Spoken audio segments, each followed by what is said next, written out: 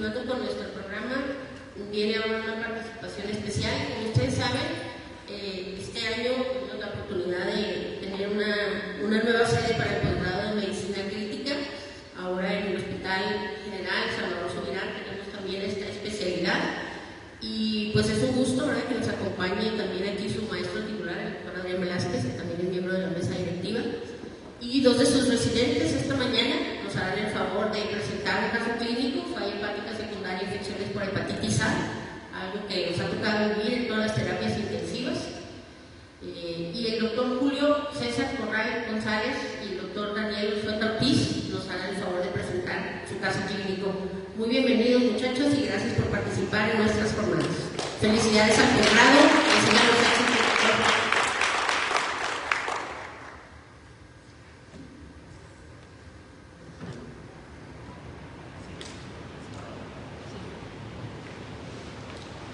¿Qué tal? Buenas tardes ya. Vamos a presentar el caso que tuvimos en el Hospital General de un paciente masculino de 30 años de edad. El paciente es residente de Ciudad Camargo, tiene escolaridad preparatoria y se dedica únicamente a vender comida en un puesto de comida ambulante. Tiene como antecedentes familiares de importancia su papá. Tiene un padre con antecedente de hipertensión arterial sistémica. El señor cuenta con 5 hijos, todos aparentemente sanos, y como personales no patológicos de llamar la atención, pues que es un paciente que no tiene consumo de alcohol continuo o repetitivo. Menciona que aproximadamente cada 6 meses, sin llegar a estado de ebriedad. Y algo también de llamar la atención es la vacunación. Él menciona que tiene todas sus vacunas propias de la infancia, y como vamos a ver más adelante en el desarrollo del tema, pues ahí es un poco hablar de vacunas completas como algo relativo, porque vamos a ver que no son las vacunas ni completas ni necesarias. Tiene como antecedentes personales únicamente asma desde la infancia. Dice que a los 7 años se le diagnosticó asma, estaba en tratamiento con salbutamol, pero tiene aproximadamente 1 año y medio que no usa tratamiento. Entonces pues está prácticamente en remisión, pero todavía en algunos momentos lo llega a usar. Tiene una hospitalización previa en su hospital de origen en Ciudad Camargo por una urolitiasis. Estaba en tratamiento con el servicio de urología, estaba pendiente su tratamiento quirúrgico, pero es su único tratamiento su único antecedente de importancia. Y algo de llamar la atención, pues es la ingesta de mala calidad y de cantidad de alimentación. Debido a su trabajo, pues no tiene una alimentación hecha en casa o de manera apropiada. Entonces es un antecedente de gran importancia para el padecimiento. El padecimiento actual lo inicia el día 28 de septiembre del año 2023 y lo inicia con síntomas prácticamente inespecíficos.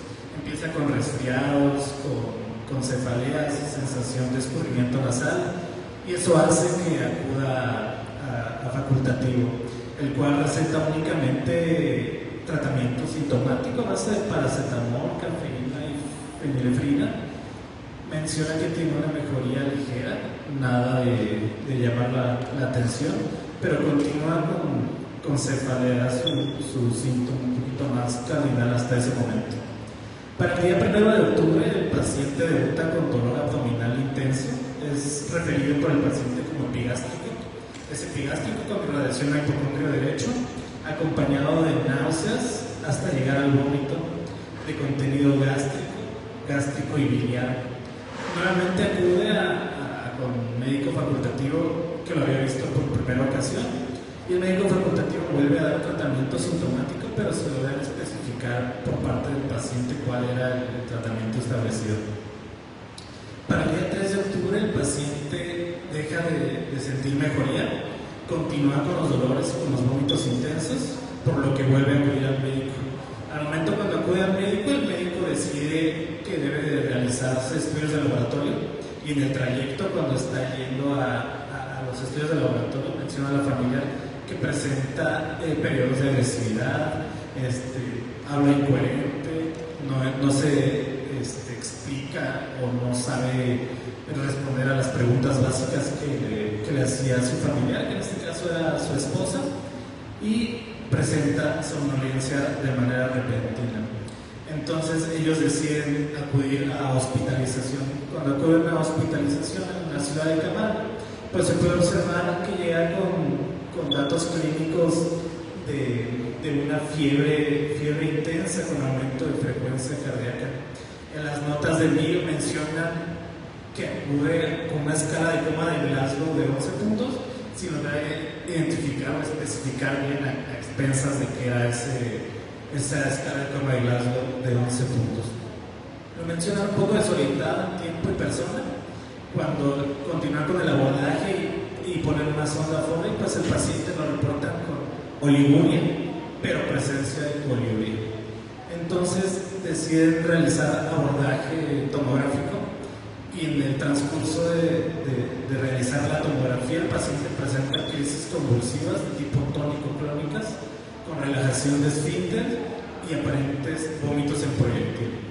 Entonces el paciente regresa a la sala de urgencias de la ciudad de Camargo y se continúa con el protocolo diagnóstico. No mencionan terapéutica que se le llevó a las crisis convulsivas, pero bueno, mencionan que se le toma estudios de laboratorio y como podemos observar, los estudios de laboratorio realmente relevantes, pues se puede observar una leucopenia importante, así como una trombocitopenia. Una elevación importante de bilirrubinas directas, no tenemos las totales, pero pues se relacionan. Una fosfatasa alcalina elevada, así como una TGP arriba de 5 veces su valor normal, junto con una elevación significativa de la TGO. Ellos deciden realizar un antidoping donde se observa ningún reactivo positivo como parte del deterioro neurológico. Posteriormente de su ingreso a la ciudad de Camargo, deciden traslado a hospital privado. En el hospital privado prácticamente permanece algunas horas, no se nos envía algún documento importante o relevante que mencionar, únicamente un resumen clínico de su estancia en Ciudad de Camargo, y después se solicita la valoración, la recepción más bien aquí al servicio de urgencias del Hospital General, donde se puede observar que el paciente llega con mejoría de la frecuencia cardíaca, pero aún con elevación de la temperatura corporal. Entonces, dentro de la evaluación por parte del servicio de urgencias, lo vuelven a valorar con una escala de coma de Glasgow de 11. Aquí ya nos especifica un poquito más a expensas de qué era su escala de coma de Glasgow, y mencionan que durante sus primeras horas de estancia presenta un deterioro neurológico importante. Este deterioro neurológico importante lo lleva a una necesidad de manejo avanzado del área aérea.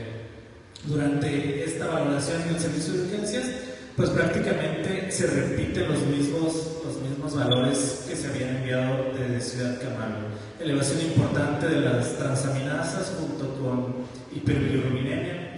El paciente en equilibrio ácido-base sin gasometría importante que reportar. Y aquí cabe destacar que presenta tiempos de coagulación dentro de valores normales hasta este momento. Durante parte del protocolo de diagnóstico que se realiza en el servicio de urgencias por el deterioro neurológico y por las crisis convulsivas de primera vez, se decide realizar una punción lumbar como parte de ese abordaje diagnóstico, el cual prácticamente se reporta dentro de parámetros normales. No hay nada importante que reportar, pero es importante mencionar que es parte del diagnóstico diferencial. Por el deterioro neurológico, por la necesidad de ventilación mecánica y los hallazgos por laboratorio, se solicita la valoración al servicio de la unidad de cuidados intensivos.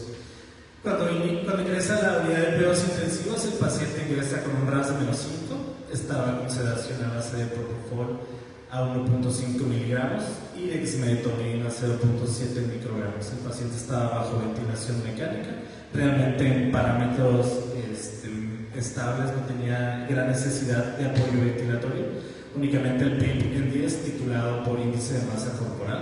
Entonces era el único hallazgo. La exploración física se podía palpar una importante hepatoesplenomegalia. Cuando se decide volver a hacer los estudios de laboratorio pertinentes en la unidad de cuidados intensivos, ya podemos observar una importante elevación del INR en 1.8, y lo más de llamar la atención pues es el TTP en 77.2 segundos. Entonces con esto podemos ir ligando un poquito la información para llegar a un diagnóstico. Se le solicita una tomografía de abdomen donde únicamente se evidencia o se reporta una hepatomegalia importante con una esplenomegalia también bastante importante, llamar la atención.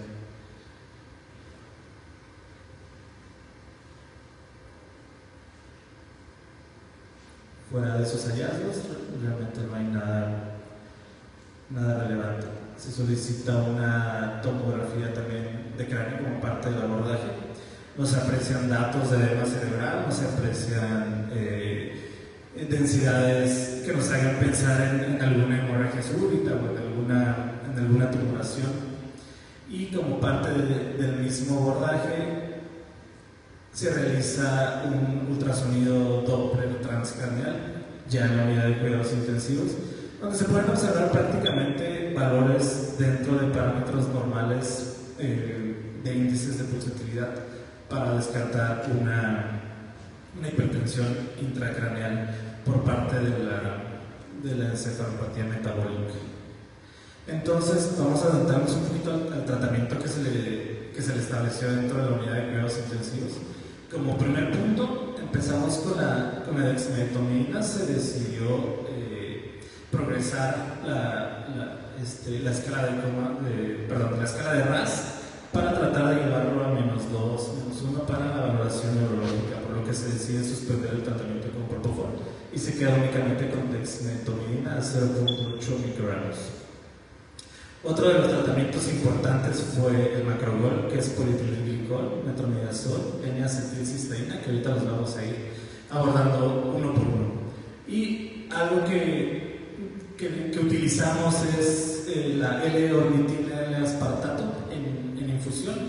Realmente para pacientes con falla hepática aguda no hay una evidencia clara de que tenga una disminución del grado de encefalopatía cuando se habla de falla hepática aguda, pero para pacientes con encefalopatía por cirrosis hepática crónica hay mucha evidencia que ampara el uso del Epamersa.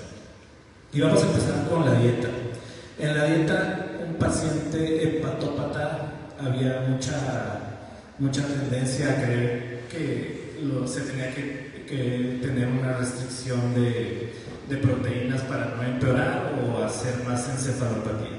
Entonces podemos ver en este estudio que tenemos los grados de encefalopatía hasta llegar a grado 4, con pacientes con administración de poca proteína, y los que se le administró proteína normal.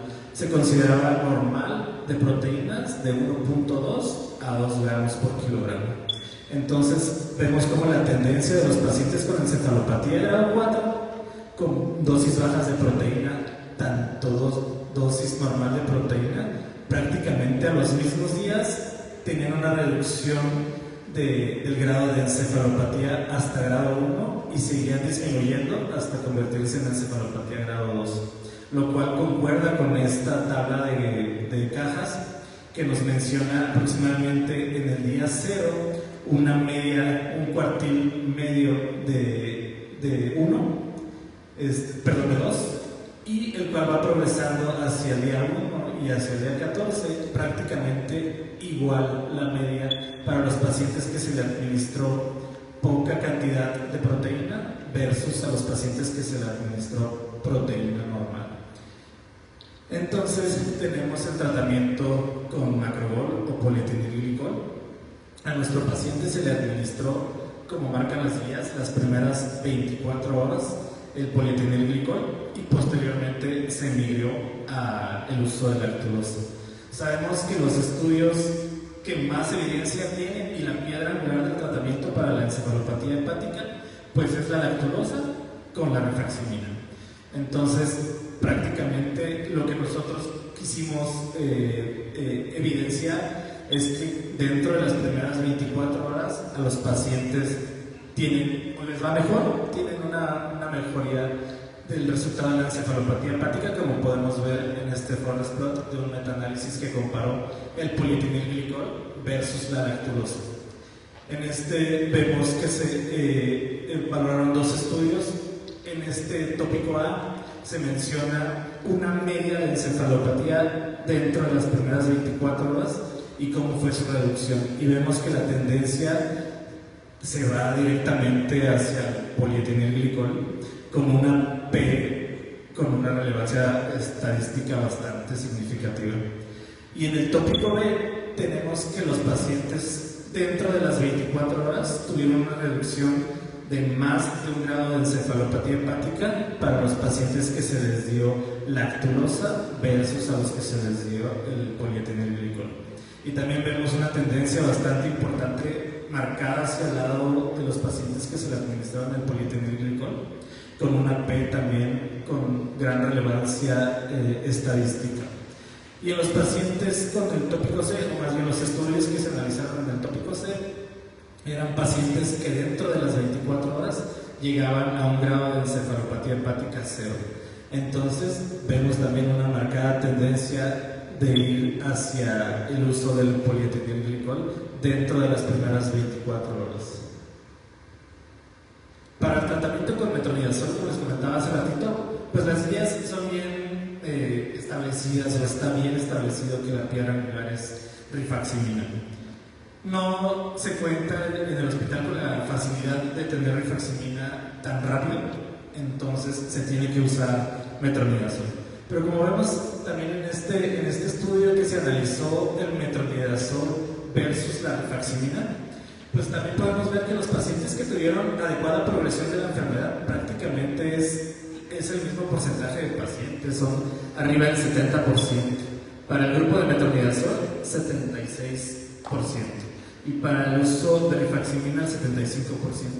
Y los pacientes que no tuvieron adecuada progresión neurológica, prácticamente es exactamente lo mismo. Son 23% para los pacientes del grupo de metronidazol y para los pacientes con rifaximirina, pues fue 25%. Entonces no hay una gran diferencia entre dar rifaximirina o dar metronidazol.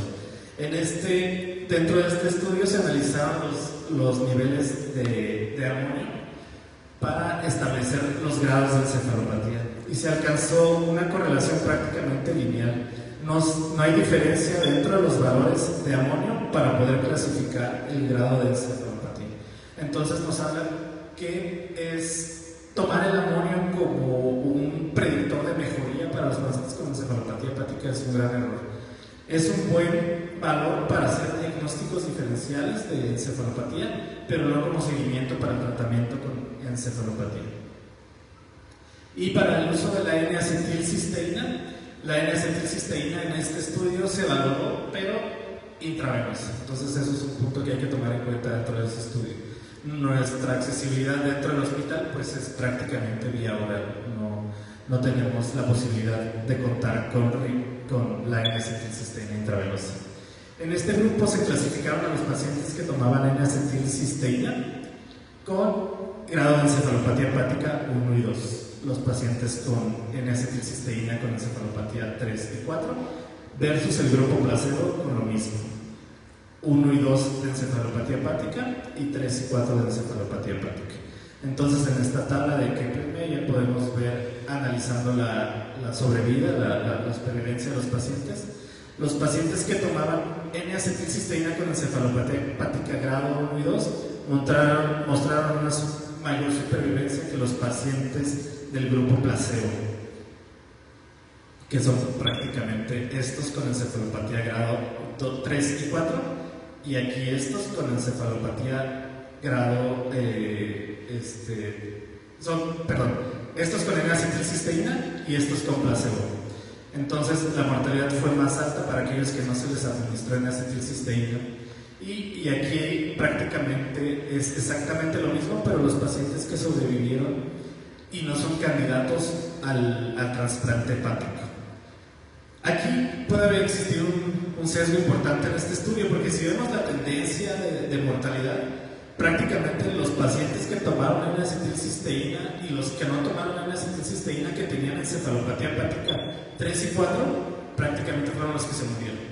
Entonces esto nos hace reflexionar un poco sobre el uso temprano de la N-acetilcisteína para los pacientes que llegamos a encontrar con encefalopatía hepática 1 a 3. Prácticamente usar N-acetilcisteína con encefalopatía más alta no ha demostrado que mejore la mortalidad.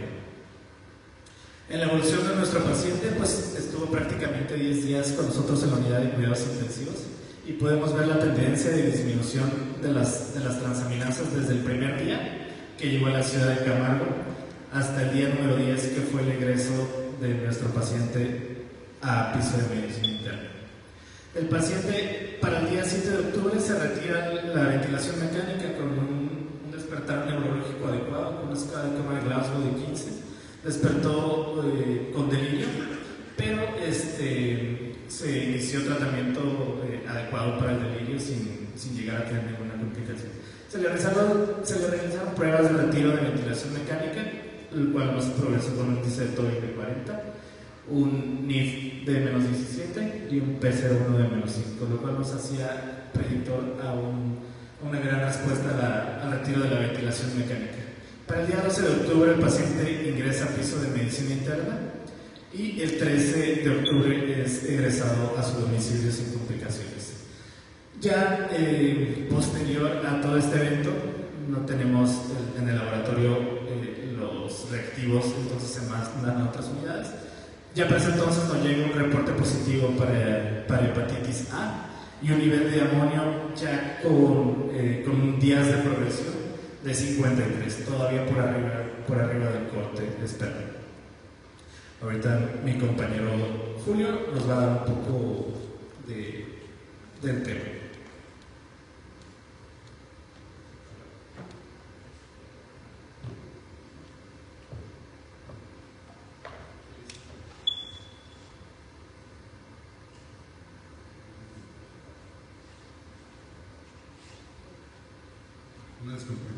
Bueno, entonces vamos a continuar con una simple síntesis de todo el procedimiento que nos permitió llegar al diagnóstico. Entonces vamos a ver primero las implicaciones epidemiológicas en nuestro país. Realmente no es sencillo diagnosticar una infección por virus de la hepatitis A.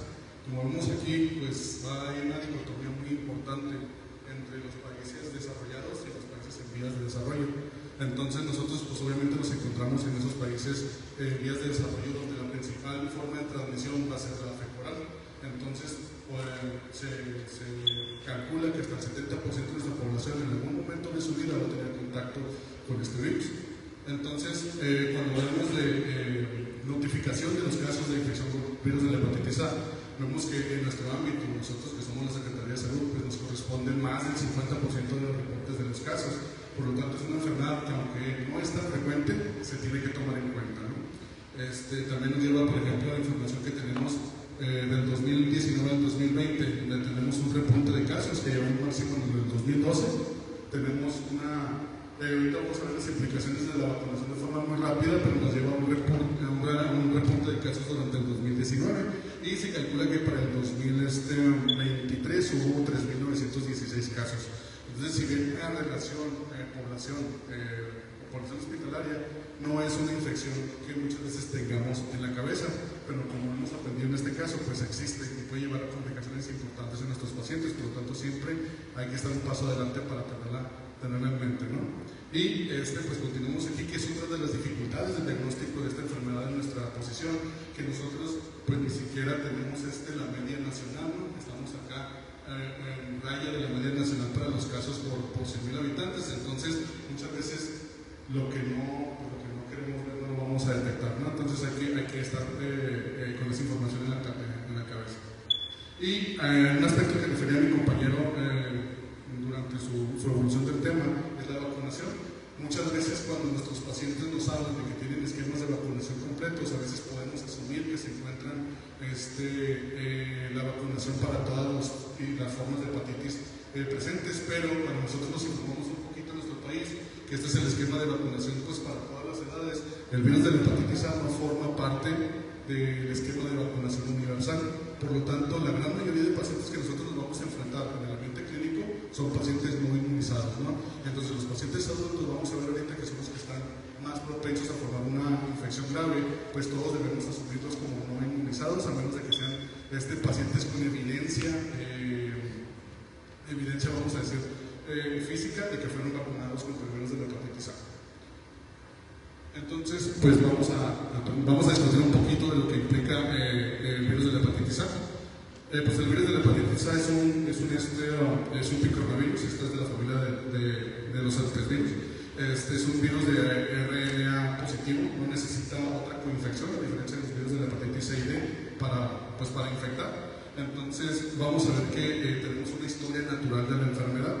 Aquí es importante esto porque acuérdense que en los países países desarrollados, vamos a tener una población que ya es inmune, pero que esto no se traduce a nuestra población. Por lo tanto, toda nuestra población va a caer casi toda a no inmune. Vamos a tener el desarrollo de una enfermedad pues aguda, la hepatitis aguda, y de ahí los pacientes mayormente inmunocompetentes van a tener un adecuado aclaramiento de la enfermedad y por lo tanto van a tener un desarrollo prácticamente benigno del problema.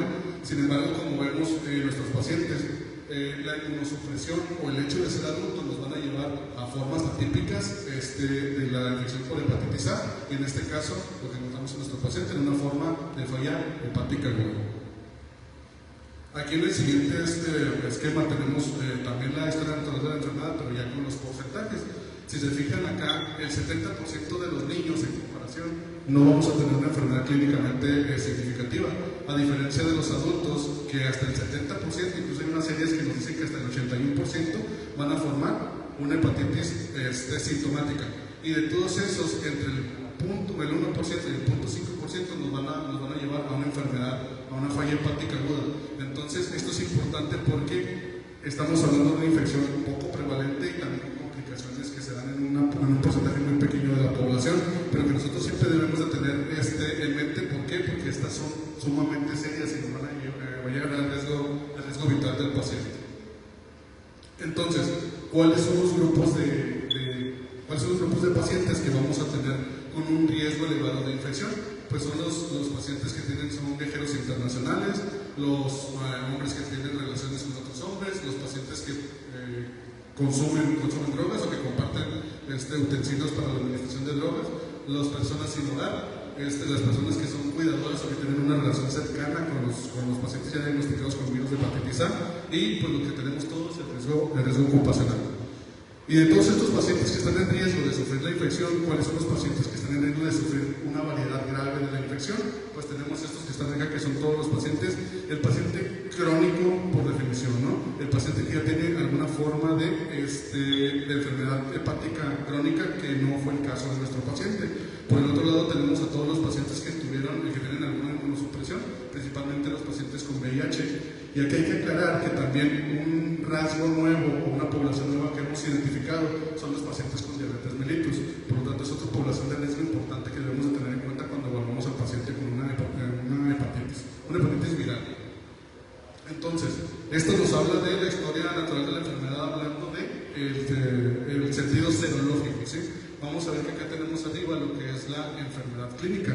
Aspectos importantes que tenemos que ver aquí es que la viremia comienza mucho antes, de hecho es un prólogo de 2 a 3 semanas antes de la enfermedad clínica. Por lo tanto, el paciente va a ser infectivo desde 2 a 3 semanas previos al inicio de los síntomas. Aquí vamos a tener una elevación de la LT que es muy característica del virus de la hepatitis A, que eso es algo que se coincide con la enfermedad de nuestro paciente. Si se fijan, desde que estaba ya en su unidad de referencia, lo primero que vemos es una elevación muy elevada de la TGP, que eso ya nos da una pauta para pensar en el tipo de infección que puede estar sufriendo nuestro paciente. Entonces vamos a tener esta subida junto con la subida de la IgM. Aquí hay un aspecto muy importante que tomar a consideración, porque si ustedes ven la elevación de la IgM, es cuando ya tenemos en el curso clínico un tercio avanzado, ¿no? Entonces nosotros podemos tener pruebas para la hepatitis A que salen negativas. Por lo tanto, es necesario hacer una reevaluación cuando nosotros no tenemos un contexto en específico, ¿no? Entonces, dentro de las 2 o 3 primeras semanas del inicio de los síntomas, con una prueba de IgM negativa no va a ser para descartar el diagnóstico de hepatitis A.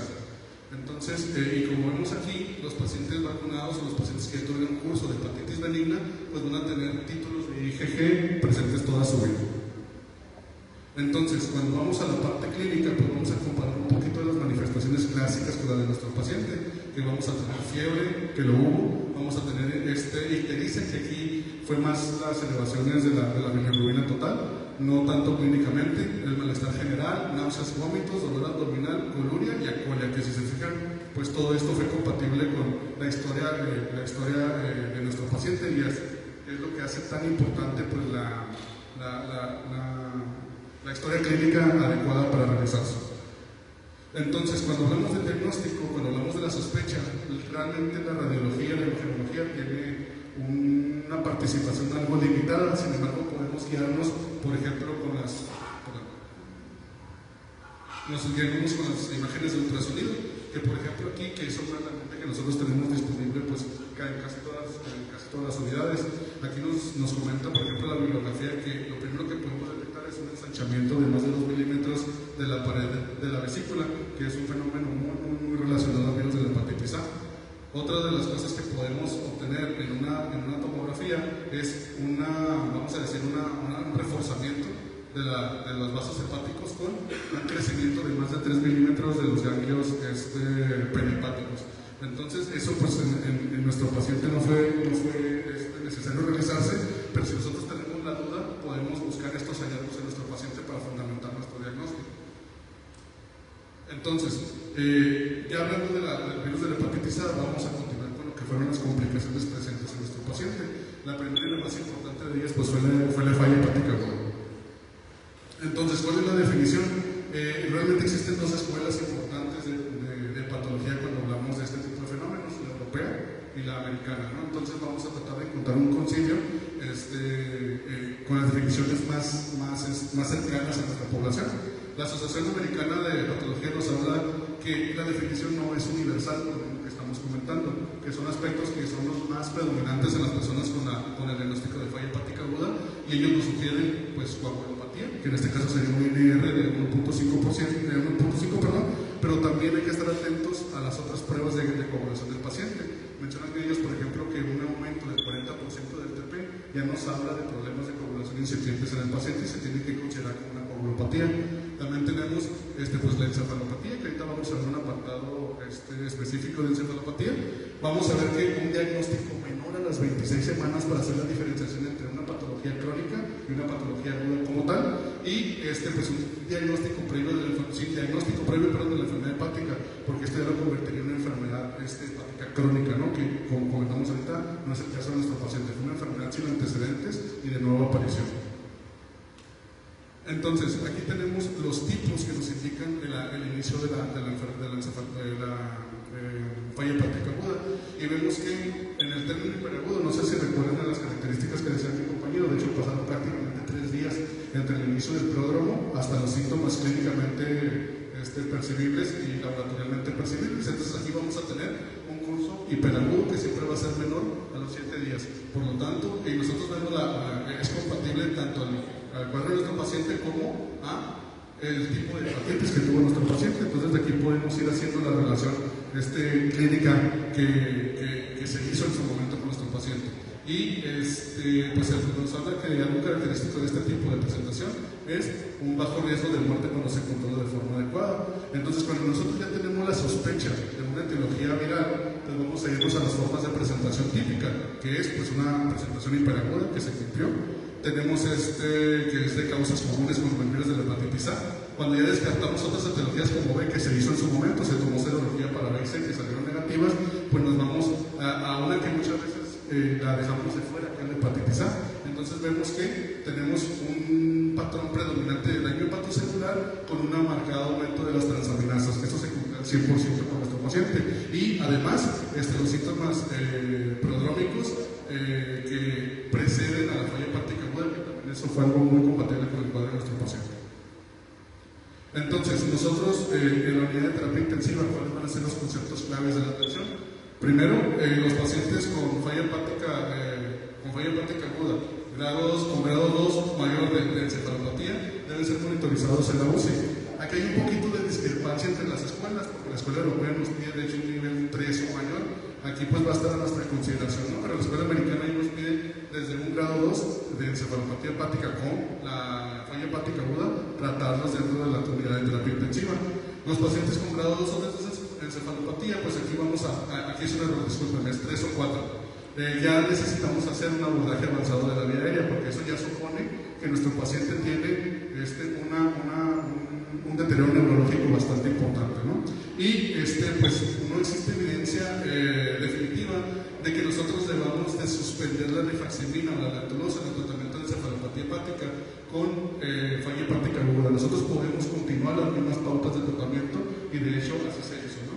Y por último, es bien importante que no hay evidencia definitiva para la indicación de colocación de una monitorización de la presión intracraneal invasiva en estos pacientes, porque hay mucha evidencia donde nos marca que la monitorización invasiva o la monitorización clásica es exactamente lo mismo. Entonces, muchas de las unidades de terapia intensiva ya contamos con varios medios no invasivos, entre ellos la ultrasonografía, que en este caso pues es bastante aceptable, en vez de saltar directamente a la monitorización invasiva, ¿no?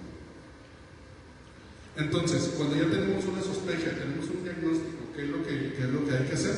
Tenemos primero el manejo dirigido por apartados, porque como todos sabemos, no hay una cura, no hay un manejo definitivo para la enfermedad, para la falla hepática aguda. Por lo tanto, debemos de, vamos a decir, resanar todos los fenómenos que vemos por aparatos y sistemas. Ahorita hablando aquí del sistema nervioso central, pues nos vamos a ir directamente en el apartado más importante, que es la encefalopatía hepática. Entonces, aquí nos pasamos un poquito directamente a coagulopatía. Algo interesante que se ve cuando hablamos de la coagulopatía asociada a falla hepática aguda es que el INR no es indicativo de la intensidad de la coagulopatía. Se ha estudiado incluso INRs de 4.5 hacia arriba y no son indicativos de mayor riesgo de sangrado. Muchas veces tenemos la urgencia, tenemos la incertidumbre de llenar a ese paciente con crioprecipitados, de darles vitamina K. Esto no va a mejorar para nada la sobrevida del paciente. Vamos a estar gastando recursos hospitalarios y sobre todo vamos a estar dándole más volumen a un paciente que ya es lábil a la sobrecarga. Entonces ya se ha demostrado, les repito, que el riesgo de sangrado no se puede confiar en el INR en el contexto de una falla hepática aguda. Por lo tanto, está contraindicado tratar de corregir la coagulopatía del paciente de falla hepática aguda, ¿no? Esto lo vamos a hacer solamente en contextos de cirugía mayor. La verdad se me ocurren pocos contextos donde vayamos a someter a cirugía mayor a un paciente con falla hepática aguda, pero si es necesario hacerlo solamente en ese contexto, ¿no? Cuando vamos al apartado de infección, menciona aquí que es muy importante entender que el paciente con falla hepática aguda no va a presentar los mismos datos de infección que clásicamente vemos en el paciente hospitalizado. Por otra cosa es que nosotros tal vez durante los años nos hemos hecho muy dependientes de la procalcitonina. Entonces el paciente con falla hepática aguda no va a tener un nivel adecuado o un nivel que nos permita hacer un diagnóstico de infección o de respuesta a la infección por procalcitonina, no va a tener leucocitosis, no va a tener fiebre. Eso nos va a dar dos cosas, ¿no? Que no vamos a utilizar estos parámetros para manejar la infección, pero que tampoco podemos confiarnos en que el paciente no los tiene para hacer el diagnóstico de una infección. Por lo tanto, debemos estar muy atentos a los signos clínicos que pueda tener, pero sobre todo nos vamos a apoyar de los cultivos seriados, ¿no? Ese es donde el cultivo seriado nos va a dar una respuesta a la infección. Sobre todo también porque en estos pacientes se ha identificado que hasta el 40% son infecciones fúngicas.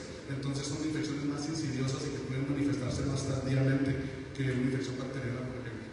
Entonces solamente dejar muy fundamentado esos aspectos de la infección y sobre todo que, a pesar de todo lo que acabamos de decir, las antibioticoterapias profilácticas no tienen utilidad desafortunadamente, ¿no? Entonces la falla hepática aguda no es una pauta para dejar profilaxis antibiótica.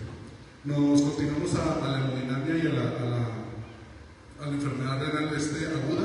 Aquí vamos a decir que el apartado o el pedazo de información más importante es que este es el único contexto clínico donde llevarlos a una terapia de sustitución renal temprana ha mejorado la sobrevida de los pacientes. Si lo comparamos un poquito con el paciente séptico tradicional, ¿no? Sin todo este tipo de problemas, tenemos esa disyuntiva. Si el paciente se beneficia de una terapia de sustitución renal temprana o tardía. No lo sabemos todavía, pero en este paciente en específico con falla hepática aguda es una de las poquitas indicaciones de terapia de sustitución renal temprana, con una sobrevida de hasta el 21%. Entonces hay que llevarlo luego con creatininas de más de 1.5. ¿Sí? Por último, el apoyo metabólico y nutricional, que aquí se solapa mucho con lo que ya había dicho mi compañero. Antaño teníamos la idea de que, bueno, si el ciclo de urea consta de proteínas y yo le doy menos proteínas, pues voy a tener menos amoníaco que procesar. Realmente no es el caso, ¿no? Hemos visto que al contrario, afectamos a los pacientes que le estamos dando menos de un gramo por kilogramo de proteína y preferimos dar entre 1.5 incluso a 2 miligramos de proteína en estos pacientes. Entonces también hay que terminar con el viejo concepto de que menos proteínas es mejor, al contrario. La única indicación donde podemos reducir a 1 gramo por kilogramo las proteínas es cuando el paciente tiene una falla hepática fulminante. Entonces ahí sí debemos de tener cuidado con este aspecto, pero en los pacientes que tienen tendencia a mejorar, la alimentación tiene que ser en rangos normales. Entonces vemos aquí en nuestro contexto de la terapia intensiva cómo nos sugiere la Asociación Americana de Gastroenterología cómo llevar este tratamiento. Entonces vemos aquí tenemos una presentación en el área de urgencias que va a durar de 2 a 4 horas, donde tenemos que hacer la estabilización inicial, las investigaciones iniciales. Aquí considera la transferencia de la terapia intensiva, ya habíamos comentado, unos grados de encefalopatía 3 o 4, pues obviamente en primer mundo, donde tenemos disponibles los centros de trasplante, que de hecho, como ya sabemos, es la única opción curativa en los pacientes de este tipo, ¿no? Después, pasado ese tiempo, entre las primeras a las 12 horas, ya debemos de tener un paciente que idealmente está en la terapia intensiva, que aquí es donde vamos a hacer todas las consultorías con el psiquiatra, con el cirujano, todo lo que es necesario para el control de este paciente. Aquí es un poquito redundante en el sentido de que la guía toma en cuenta tanto al paciente con falla hepática aguda como al paciente con falla hepática aguda sobre crónica, ¿no? Entonces a eso se refiere todo esto de que vamos a ver los pacientes que necesitan, por ejemplo, realizar un chumpo sistémico, etcétera, etcétera. Y todos los pacientes que no van a ser candidatos a trasplante, pues en nuestro país pues es por la falta, ¿no?, de un sistema que nos brinde un trasplante hepático, pues todos van a ser no candidatos y esos son los que se van a dar con una terapia de apoyo simplemente. Entonces con esto pasamos, como les comentó ahorita, ya para finalizar, con el concepto más importante de la atención con el paciente de falla hepática aguda, que es el paciente que desarrolla la encefalopatía hepática, ¿no?, que ese es uno de los pocos rubros del paciente con falla hepática aguda que se pueden entender de manera activa. Entonces ya sabemos que la falla hepática aguda pues es un síndrome neuropsiquiátrico que nosotros clásicamente asociamos al exceso de amoníaco. Sin embargo, vemos que el exceso de amoníaco solamente es uno de los problemas que conforman el desequilibrio, vamos a decir, de la función cerebral. Entonces aquí principalmente tomamos en cuenta el amoníaco, que sigue siendo el paradigma principal del tratamiento de la encefalopatía hepática.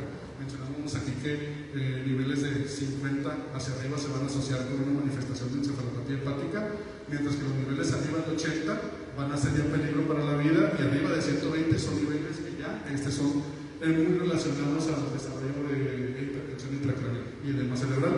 Pero también tenemos otros factores importantes, como por ejemplo la intoxicación por manganeso. Recordamos que la principal vía de drenaje del manganeso pues es la vía biliar, y típicamente en el virus de la hepatitis A hay colestasis producida por disfunción del sistema del sistema biliar. Entonces es otra que nos va a favorecer a que se junte el amoníaco dentro de los astrocitos, nos va a causar inflamación del astrocito y aparte cambios muy repentinos del índice osmótico de los astrocitos. Por lo tanto va a haber daño cerebral agudo directamente producido por amoníaco y por la sobreproducción de manganeso. Y cuando todo este fenómeno cursa con todas sus variantes, pues vamos a tener modificación de la expresión de proteínas, alteración de la señalización, vamos a tener una regulación a la alta de los receptores de GABA, que son no todos, pues una gran mayoría de los receptores inhibidores, una alza de los receptores NMDA, que son los estimulantes, ¿no? Entonces nos va a llevar a una encefalopatía y una oxidación del RNA que nos va a llevar a la senescencia de los astrocitos, que son las células que regulan la neurotransmisión. Por lo tanto, vamos a tener que todo esto, cuando se junta, es el resultado de lo que se llama encefalopatía hepática, ¿no? Y aquí pues es una imagen que nos simplifica cuáles son los resultados de la acumulación de amoníaco en todos los sistemas mitocondriales principalmente, que al fin y al cabo nos va a llevar a dos cosas: a la destrucción o al daño de la función mitocondrial y a la manifestación de protocogenes que se encargan de la autólisis. Entonces esto es principalmente en astrocitos, es decir, estos cambios no los vemos tanto en neuronas, pero se nos va a poner toda la regulación importante de los estímulos nerviosos y neuronales, perdón, y del ambiente se me fue la palabra, del ambiente osmótico. Entonces, cuando hablamos ya de encefalopatía, vamos a tratar de gradarla. Aquí uno de los problemas principales de la encefalopatía hepática es que es muy complicado diagnosticar las formas que no son tan floridas. Nos habla que en el grado 1 realmente las herramientas que tenemos para definirlas son complicadas de usar en el ambiente clínico. Incluso se llega a dar el término de encefalopatía cubierta, una encefalopatía que no es tan explícita. Por lo tanto, nos piden ellos que seamos muy cuidadosos en definir una encefalopatía grado 1 y que no la confundamos con otro tipo de fenómeno orgánico o no orgánico. Entonces, generalmente las características donde nosotros podemos definir como tal una encefalopatía florida son a partir del grado 2, y si ven, pues ya tenemos síntomas neuropsiquiátricos bastante relevantes, como la letargia, la apatía, la desorientación, la asterixis, y el comportamiento inadecuado hasta llegar a pues, el deterioro neurológico total como el coma, ¿no? Y pues esta es la división en la que se da principalmente. Hay muchos sistemas de gradación. Menciona que de hecho el USG que tenemos aquí es imperfecto en muchos sentidos, solamente que está muy diseminado, vamos a decir, entre las formas de atención, tanto de internistas, urgenciólogos y médicos de terapia intensiva, ¿no? Entonces, ya por último, en los últimos temas, ¿cómo vamos a hacer los pasos para el diagnóstico y el tratamiento? Primero, pues vamos a descartar que el paciente tenga alguna forma de enfermedad previa, y si la tiene, la tenemos que estratificar.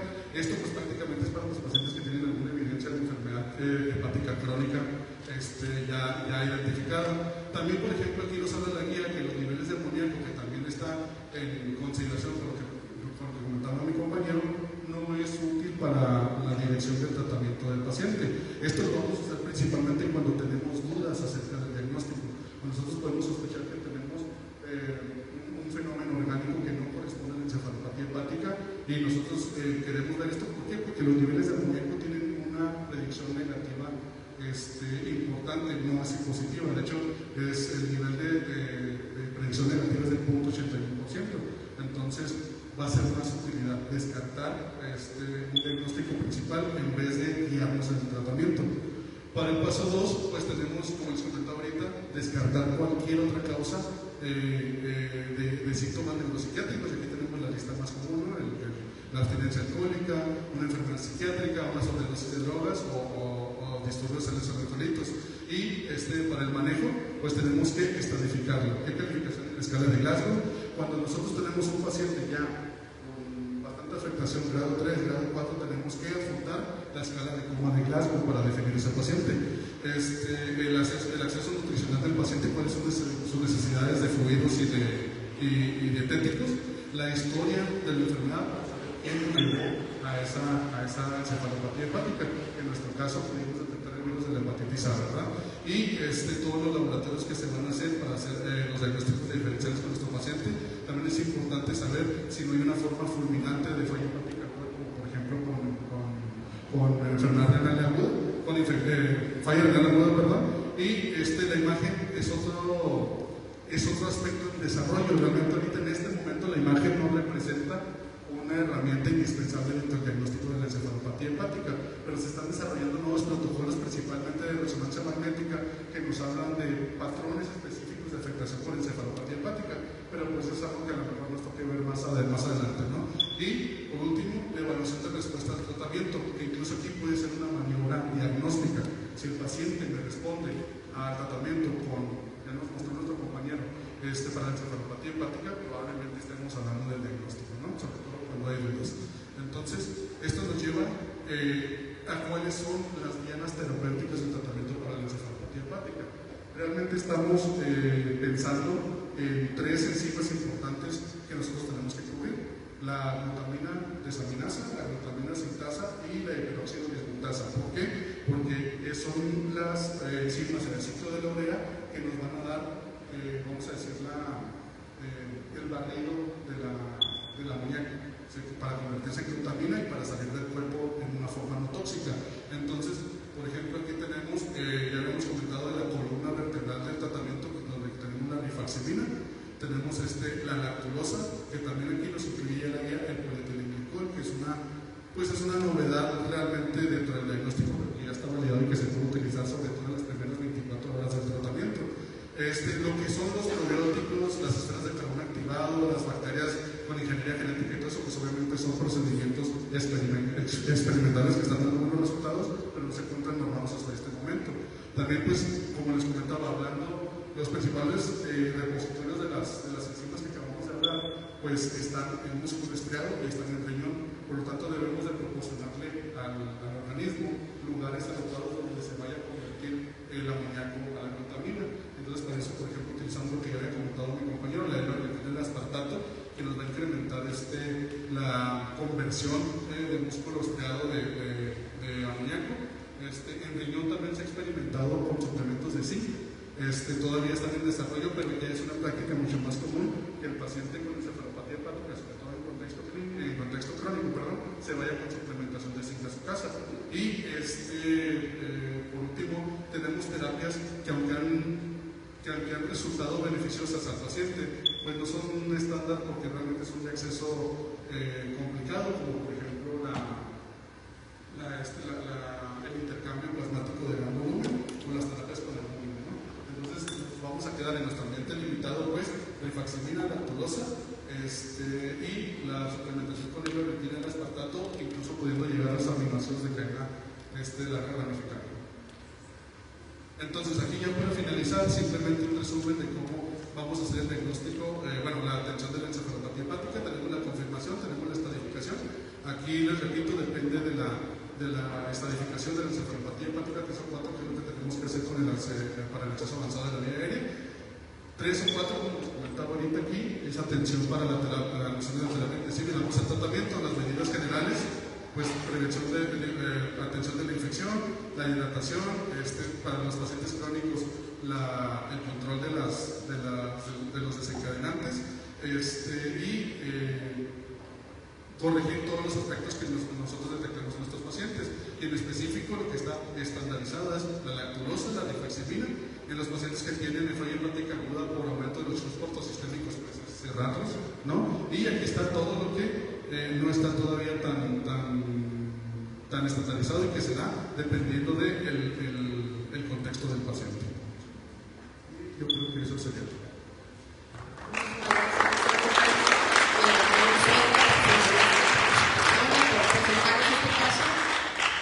No sé si hay alguna pregunta para los doctores o comentarios, porque ya tenemos un poquito pasado el tiempo y vamos a dar oportunidad de preparar aquí las cosas para la última plática y la charla de cierre. Muchísimas gracias. A nombre del Colegio de Medicina Crítica y Terapia Intensiva les hacemos una entrega de un reconocimiento y bueno, pues esperemos que nuestros residentes sigan participando activamente en nuestras jornadas. Agradecerles nuevamente, un aplauso.